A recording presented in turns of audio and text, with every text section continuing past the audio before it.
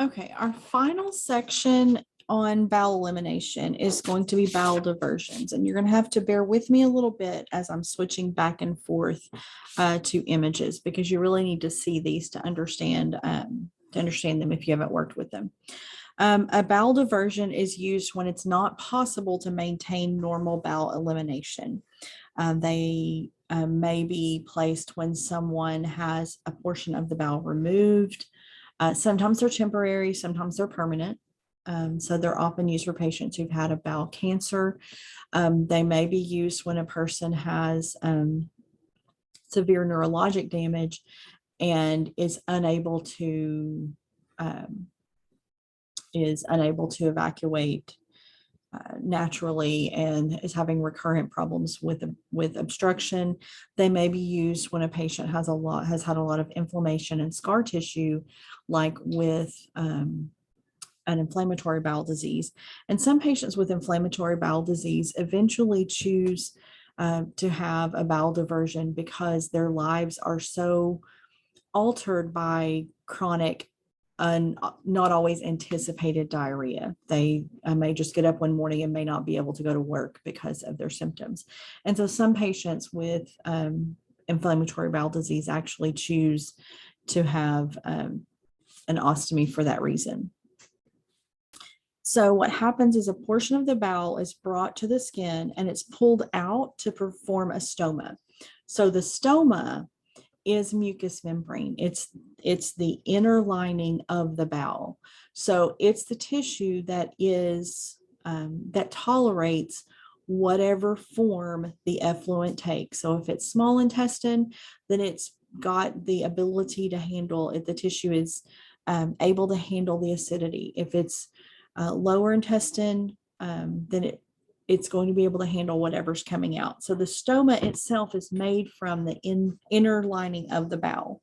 It's brought out and turned, okay? They may be temporary or permanent.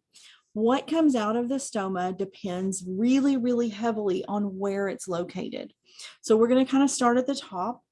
An ileostomy is done from the ileum.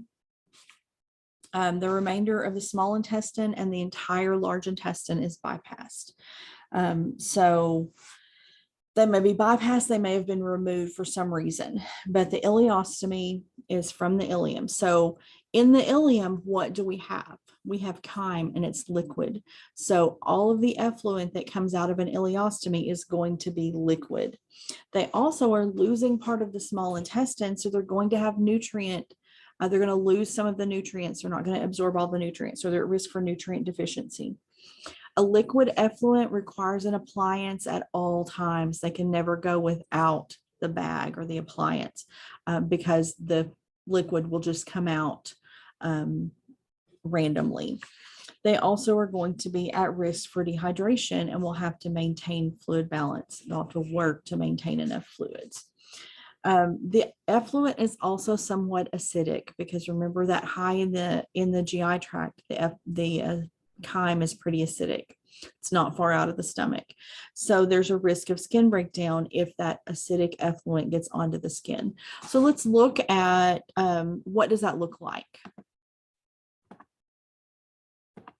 We'll start with a drawing. We see stomach here. Large intestine is removed. The ileostomy is directed. Let's see if we can make this a little bit larger. The small intestine, no, it doesn't want to enlarge, is directed to the abdominal wall. Let's see if we can look at one that's on actual skin. This is what it's going to look like from the outside. This is an ileostomy.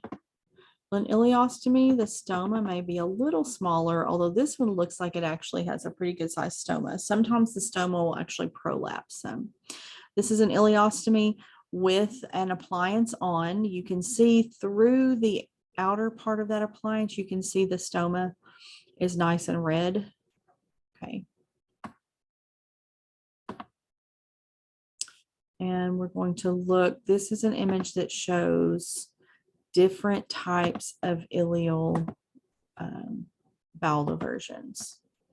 So here's an image of normal bowel, stomach, small intestine, large intestine, rectum, anus.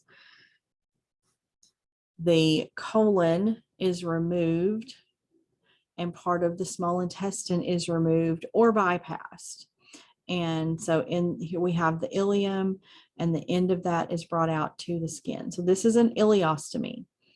Now we're going to talk about where colostomies are, but right now this is an ileostomy. Sometimes with an ileostomy, instead of bringing it straight to the skin, they'll make a reservoir. And they can do two different things with that. They can make a reservoir that connects to that stoma. They take some of the bowel that's been removed and they direct the ileum into that pouch. They make a pouch, and then that's connected to the stoma, and there's a valve so that the liquid can't come out of the stoma. So this would be what's called a continent ileostomy or a Coke pouch, and it's just periodically drained with a catheter. Okay. They can also connect the ileum directly to what they call an ilioanal reservoir. They take some of that, some of that ileum. If they have enough that's healthy, they can make a pouch out of it and connect it to the anus. If the sphincter is still intact, this is going to be continent, but they're always going to have diarrhea. They're always going to have liquid stool. Okay, so let's see. So we've gone through the ileum. Remember that from the ileum, everything is going to be liquid. It's acidic. They're going to lose a lot of fluid. They're missing some of their small intestine, so they're going to lose nutrient absorption. So what if it's in the colon? So the colon mostly absorbs water. So if we have a colostomy in the ascending colon, we're going to have liquid effluent, but they'll have had the opportunity to absorb most of their nutrients. So going to have liquid. That stoma is going to need an appliance. In the transverse colon, they're still probably going to need an appliance. It's mostly going to be very soft to liquid. But if they place a colostomy on the descending side, now we're getting closer to the rectum, and so they might actually have formed stool. So someone with a descending colostomy who has very predictable solid bowel movements may not have to wear an appliance at all times. And if they're not wearing an appliance, they're going to cover that with something. But they might not have to wear a bag at all times. So let's look at some examples of those. This is a descending, let me define the ascending. Okay. Where is my ascending one? I don't see it. Okay.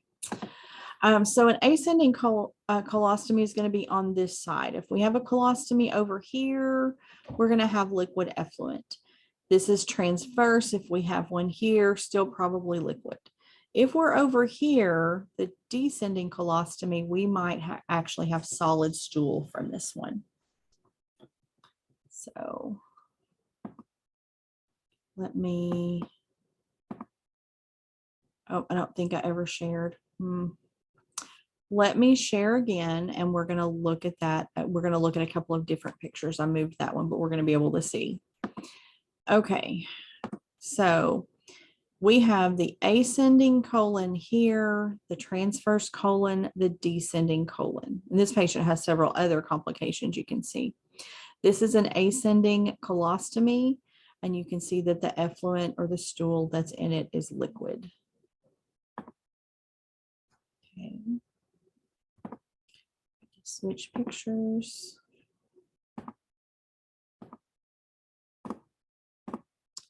This is a descending colostomy. And so she could potentially have solid stool from this.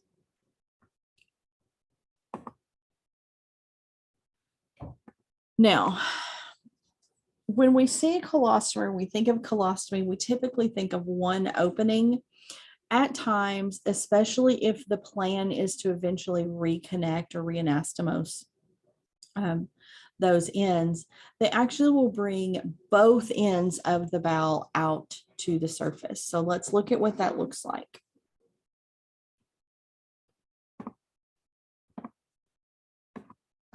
This is a double barrel colostomy. So from this side, this is the side that connects to the small intestine. So we've got stool coming through here. This side, they're going to have stool. What will be coming out of this side? This stoma will only have mucus, and usually it's a smaller stoma than the stool side. And if they do a double barrel, frequently the plan is to reanastomose those two ends once they've had some healing take place.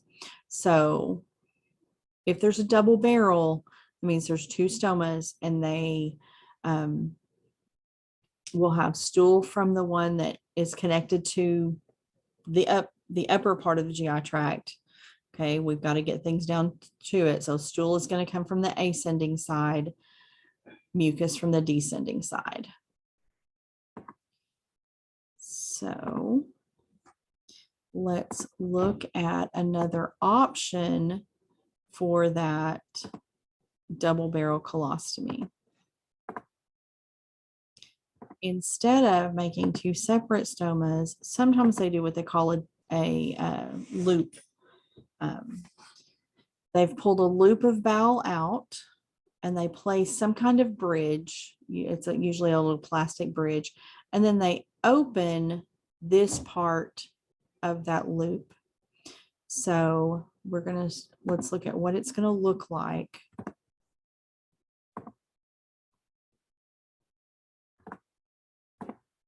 I have to click about 5 times to switch pictures. Okay, so this is a loop colostomy. You can see the loop is pulled up. We have this lumen here, or this lumen is going to have stool. This lumen is going to have nothing but mucus. So this is called a loop colostomy. It's a form of a double barrel colostomy. Okay. And now let's see what one looks like in skin.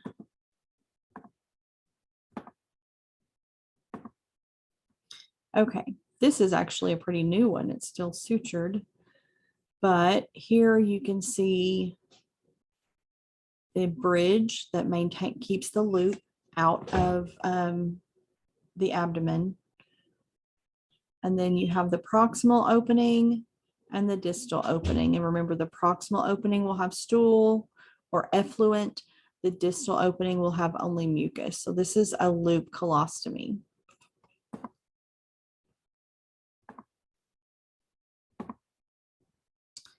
So you may have already cared for patients with stomas, but you may not.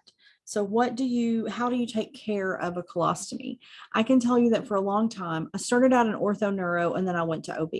So I did not deal with stomas a lot. And so for a long time, I was really kind of afraid of them. I was afraid of not doing it right. The first thing you need to know is, what should the stoma look like? The stoma should be pink to red, shiny, and moist. Remember, it's mucous membrane. The surrounding skin needs to be intact and healthy. If the stoma is pale or dusky, then it's probably ischemic. It's probably not getting enough blood flow, and it's in danger of necrosis. So we're going to look at a really beautiful, healthy stoma, and then we're going to look at one that's necrotic and has some skin breakdown around it.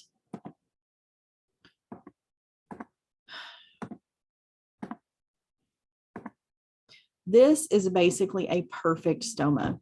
The stoma is pink. It looks like the inside of your intestine should look, right? It's pink, it's moist. There's no, it doesn't even look irritated. It looks so healthy. No duskiness, no pallor, no necrosis.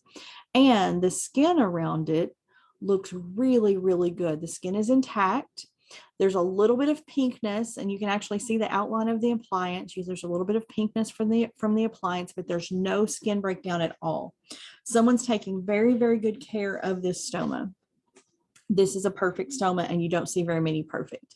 You do see a lot that are healthy enough. So we're going to look now at a necrotic stoma, and it's not really very pleasant. So let's go up.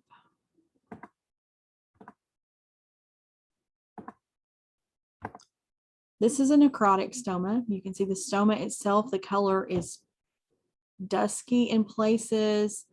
I'm not sure if that is effluent or some drainage, but there's also necrotic spaces.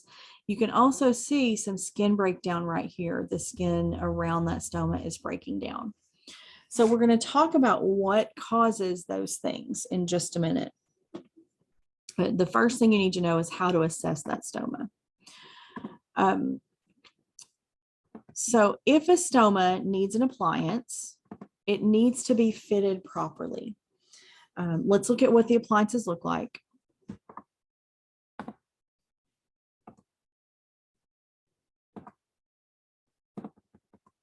Okay, so the appliance will have a wafer. This wafer should be attached to the skin, firmly adhered, and this should be cut to fit the stoma properly. Okay.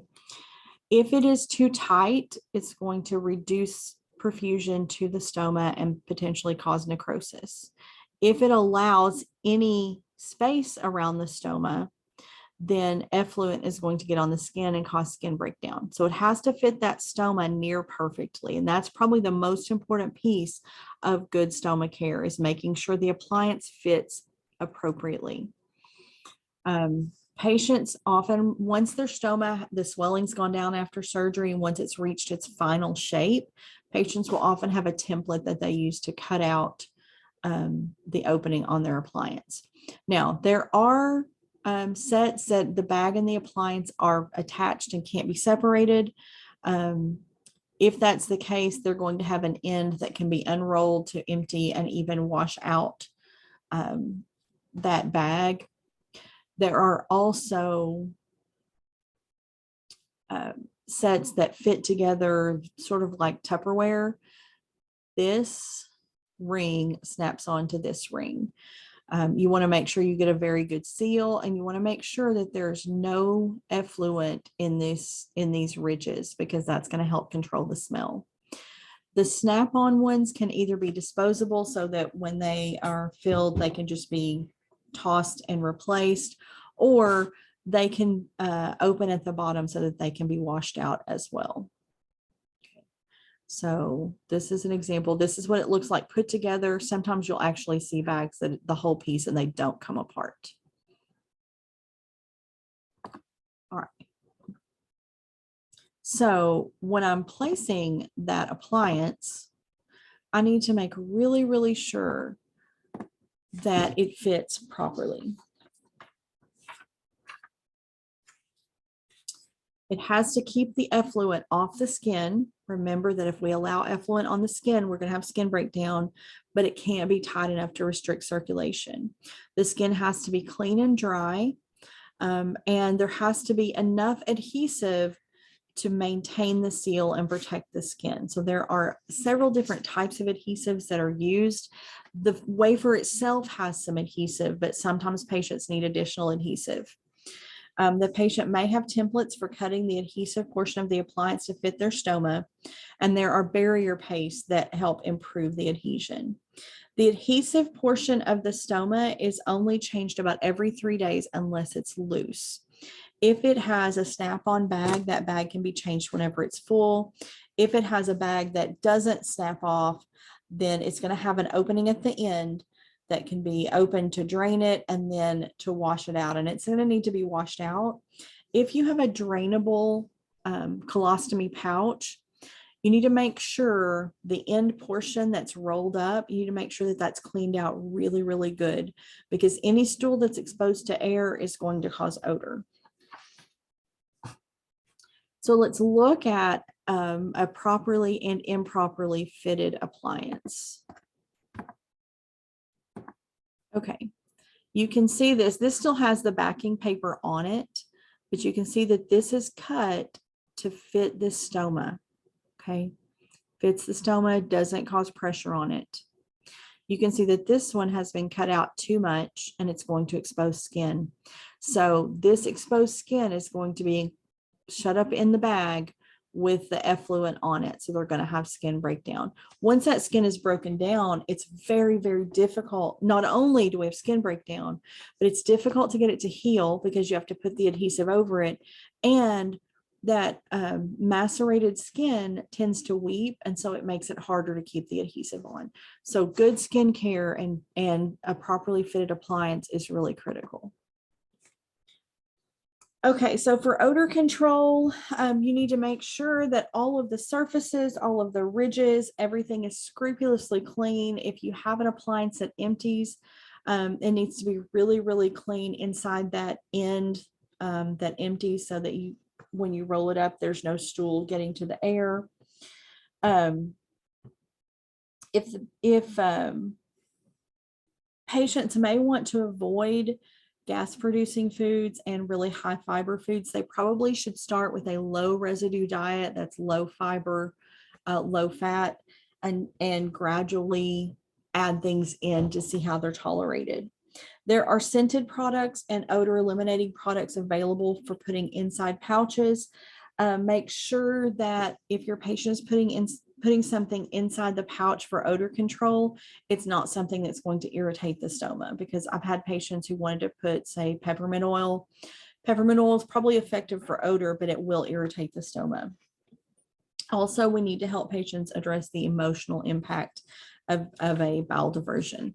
Okay, next we're going to talk about urinary elimination.